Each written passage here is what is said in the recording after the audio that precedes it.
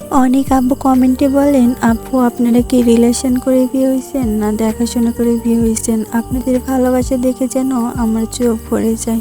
আপনাদের কমেন্টের প্রশ্নের উত্তর দিতে আজকে ছোট্ট ব্লগ ভিডিও।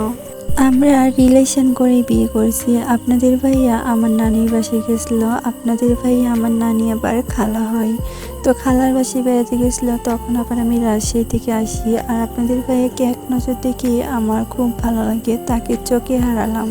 অচেনা কাউকে চোখে হারানো এটা তো আমাদের পক্ষে স্বাভাবিক, তাই না? তারপরে আমি আর কিছু ভাবলাম না, আমি ভাবছি আমার একটু পাগলামি বেশি হয়ে গেল।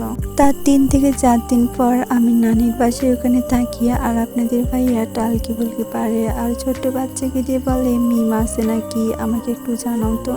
অনেক আপুরা বলবেন, আপু ভাইয়া কি করে জানলো আপনার নাম মিম? তো আমার মামাতো ভাই ছোট, তার থেকে শুনছি আমার নাম মিম। তাকে নাকি জিনিসপাতি কিনে দেয়, তাকে অনেক মজার মজার জিনিস কিনে দিয়ে লোভে পড়ে গেছে আমার ছোট্ট মামাতো ভাই। তারপর ওরা হাত দিয়ে ফোন নম্বর দেয়। তখন আমি আপনাদের ভাইয়াকে দেখে তো হতাশ হয়ে গেলাম। ওরে আল্লাহ, মেঘনা চাইতে জল।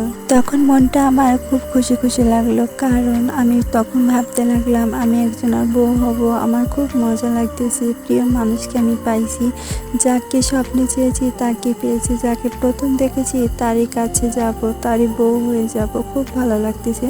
তখন আমি কল দিলাম, জি আসসালামু আলাইকুম, কেমন আছেন? তো আপনাদের ভাইয়া তখন বলল, ওয়ালাইকুম আসসালাম, কে বলতেছেন?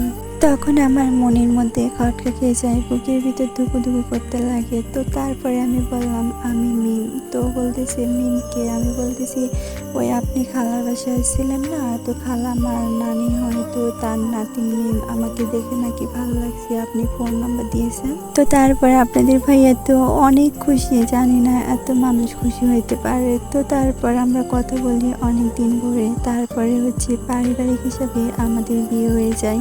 তো ভিডিওটা বেশি বড় করলাম না, সবাই ভালো থাকবেন, সুস্থ থাকবেন। আগামী নতুন কোনো ভিডিওতে দেখা হয়ে যাচ্ছে। আল্লাহ হাফেজ।